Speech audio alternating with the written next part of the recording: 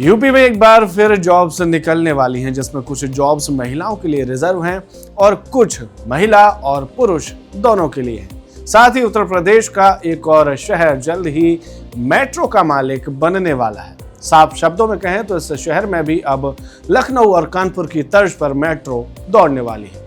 कहाँ निकली हैं ये जॉब्स और कहाँ दौड़ेगी मेट्रो, आपको सब बताएंगे। नमस्कार, मैं हूं सिद्धार्थ और आप देख रहे हैं वन इंडिया का उत्तर प्रदेश विशेष यूपी इस हफ्ते, जिसमें हम आपको बताते हैं यूपी से जुड़ी सभी बड़ी खबरें पूरे हफ्ते की। यूपी में होमगार्ड भर्ती 2025 के लिए आवेदन प्रक्रिया शुरू हो चुकी है, जिसमें प्रदेश के सभी जिलों में कुल 41,424 खाली पदों पर भर्तियां की जाएंगी। योग्य उम्मीदवार 17 दिसंबर 2025 तक ऑनलाइन आवेदन कर सकते हैं। यह भर्ती खासकर उन युवाओं के लिए है जो पढ़ाई से किसी तरह वंचित रह गए, क्योंकि इसमें योग्यता 10वीं से ही शुरू हो जाती है। जो भी कैंडिडेट 10वीं कक्षा पास हैं वे यूपी पुलिस होमगार्ड भर्ती के लिए uppbpb.gov.in या फिर upprpb.in पर जाकर फॉर्म भर सकते हैं। आवेदन से पहले पात्रता के अलावा और क्या क्या मांगा गया है, इस बात की भी तस्दीक जरूर कर लें। जैसे आयु सीमा 18 से 30 वर्ष तय की गई है और ये सब तब से गिनी जाएगी जिस दिन रजिस्ट्रेशन शुरू होगा। साथ ही एनसीसी और Bharat scout and guide certificate वालों को 1 से 3 नंबरों का ग्रेस भी मिलेगा। साथ ही आपदा मित्र प्रशिक्षण वालों को भी 3 नंबर का ग्रेस इसमें मिलेगा। वहीं जिन कैंडिडेट के पास 4 पहिया ड्राइविंग लाइसेंस होगा उन्हें 1 नंबर एक्स्ट्रा मिलेगा। इसके अलावा फीस भी कैटेगरी के हिसाब से इसमें ली जाएगी। जैसे सामान्य और ओबीसी ईडब्ल्यूएस के लिए 400 रुपए और SC/ST के लिए 300 रुपए इसमें फीस देना होगा। उत्तर प्रदेश के मुख्यमंत्री योगी आदित्यनाथ ने प्रदेश में मतदाता सूची के स्पेशल इंटेंसिव रिव्यू यानी SIR को ढंग से लागू कराने के लिए खुद इसकी शुरुआत की।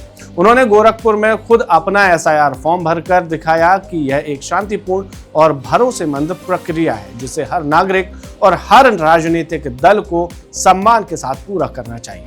उन्होंने गोरखनाथ मंदिर के बैठक कक्ष में बूथ लेवल ऑफिसर द्वारा दिया गया फॉर्म भरकर जमा किया। उनके द्वारा भरे गए फॉर्म के मुताबिक उनका नाम गोरखपुर शहर विधानसभा क्षेत्र के बूथ नंबर 223 कन्या प्राथमिक विद्यालय झूलेलाल मंदिर के पास दर्ज है। बताते चलें कि इलेक्शन कमीशन ने 4 नवंबर से 4 दिसंबर तक वोटर लिस्ट रिवीजन अभियान चलाया है, जिसके तहत BLO गोरखनाथ मंदिर पहुंचकर यह फॉर्म उन्हें सौंप रहे थे। मुख्यमंत्री ने कहा कि एक जागरूक मतदाता होना सिर्फ वोट डालना नहीं, बल्कि अपनी जानकारी को नियमित रूप से अपडेट रखना भी होता है। उन्होंने विपक्ष से कहा कि इस सामान्य और सम्माननीय प्रक्रिया में बेवजह दखल न दें और जनता से जुड़े असली मुद्दों पर ध्यान दें, क्योंकि पूरे देश में SIR प्रक्रिया व्यवस्थित तरीके से लागू की जा रही है। साथ ही ये क्यों जरूरी है, हम आपको बिहार चुनाव से पहले ही बता चुके हैं। यूपी वालों के लिए एक और बढ़िया खबर है। आपके एक और शहर में अब मेट्रो दौड़ने वाली है। लखनऊ और कानपुर के बाद अब बरेली में भी मेट्रो चलने की तैयारियां फाइनल फेज में पहुंच चुकी हैं और इस महीने के अंत तक मेट्रो की DPR यानी डिटेल्ड प्रोजेक्ट रिपोर्ट को फाइनलाइज किया जा सकता है। रिपोर्ट के मुताबिक इस प्रोजेक्ट में लगभग 280 करोड़ रुपए प्रति किलोमीटर की लागत आएगी और बैरियर 2 के पास मेट्रो डिपो के लिए जगह भी सिलेक्ट की जा चुकी है।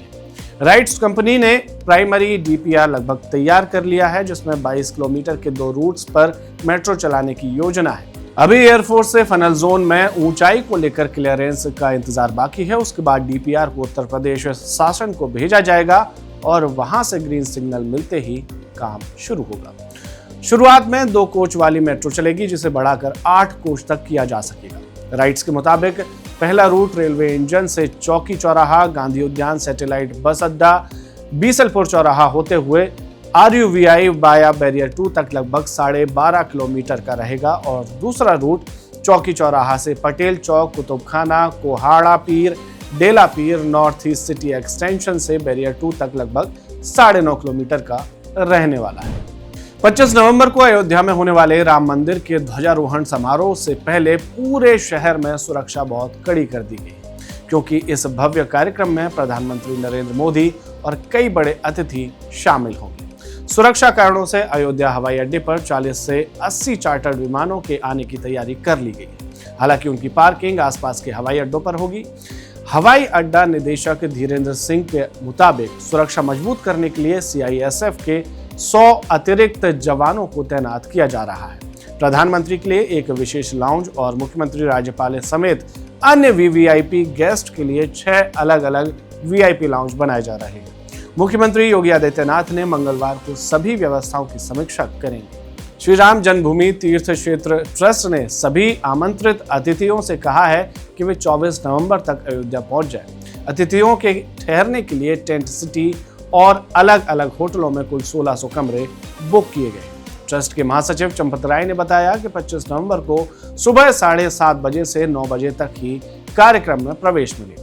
अयोध्या मेडिकल कॉलेज में इसके लिए 50 बिस्तर भी तैयार रखे गए हैं। साथ ही 24 डॉक्टर और स्वास्थ्य कर्मियों की टीम भी ड्यूटी पर तैनात रहेगी। उत्तर प्रदेश के तमाम जिलों में आंगनवाड़ी की महिला कार्यकर्ता और आंगनवाड़ी सहायिका के पदों पर भर्ती की शुरुआत कर दी गई है और इसके लिए ऑनलाइन आवेदन UPAnganwadiBharti.in पर किए जा रहे हैं। यह भर्ती पूरी तरह से ऑनलाइन है और किसी भी जिले में ऑफलाइन आवेदन नहीं लिया जाएगा ताकि सिस्टम में एक ट्रांसपेरेंसी बनी रहे। इसलिए उम्मीदवारों को अपने जिले की अंतिम तिथि ध्यान में रखना हो, जैसे कि हापुड़ में 43 पदों के लिए 20 नवंबर, ललितपुर में 262 पदों के लिए 1 दिसंबर, अमरोहा में 12 पदों के लिए 25 नवंबर, शामली में 242 पदों के लिए 1 दिसंबर, ललितपुर के 22 पदों के लिए 27 नवंबर, सीतापुर के 1408 पदों के लिए 1 दिसंबर, प्रतापगढ़ के 15 पदों के लिए 28 नवंबर और साथ ही ऐसे ही अलग अलग जिलों में जैसे कि लखीमपुर खीरी में 1407 पदों के लिए, सिद्धार्थनगर में 13 पद, प्रतापगढ़ में 1274 पद, औरैया में 10, देवरिया में 802, गोंडा में 14 और गाजियाबाद में 411 पदों की अंतिम तिथि 1 से 5 दिसंबर के बीच है। इसी तरह देवरिया, बस्ती, बागपत, बिजनौर, एटा, अम्बेडकर नगर, गौतम बुद्ध नगर, महोबा, चंदौली, अलीगढ़, पीलीभीत, झांसी, गोरखपुर और भदोही में 2 से 5 दिसंबर तक आवेदन किए जा सकेंगे। इस भर्ती में केवल महिला उम्मीदवार ही पात्र हैं, तो पुरुष आवेदन न करें और आवेदक का उसी जिले का निवासी होना भी एकदम अनिवार्य है। इसके लिए शिक्षा योग्यता 12वीं पास और अधिकतम योग्यता पोस्ट ग्रेजुएशन रखी गई है।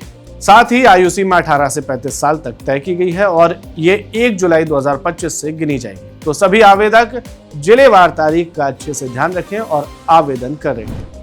आज प्रधानमंत्री नरेंद्र मोदी ने PM किसान सम्मान निधि की 21वीं किस्त जारी कर दी है, जिसका सीधा फायदा उत्तर प्रदेश के किसानों को मिला है। इस किस्त में 2,15,71,323 से अधिक किसानों के खातों में 4,314.26 करोड़ रुपए DBT के जरिए सीधे भेजे गए।